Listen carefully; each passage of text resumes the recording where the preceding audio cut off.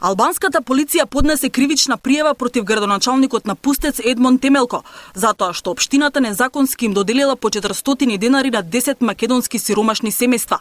Темелко тврди дека е обвинет без докази. Тоа што го направил е во согласно со законот. Побарал од албанските власти јавно да му се извинат, бидејќи без причина се обидуваат да му го нарушат угледот. Освен што е многу законско, туку не во ништо, во никој поглед не држи ова работа. Мене поќе одјасно ми е овие притисоци не се сегашни.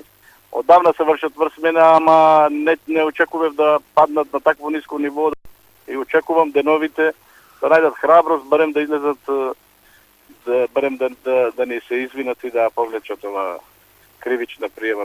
Темелкова го сваќа како својврсен политички притисок и одмазда, затоа што не се откажал од одржувањето на курсеви по македонски јазик во Голобрдо. Македонците се фактор, се реалност во Албанија и тоа е поќе потребно да треба да имат право да учат својот мајчин јазик. Во општина Пустец живеат околу 5000 етнички македонци. Дури 98% од работоспособното население се невработени и живеат во сиромаштија.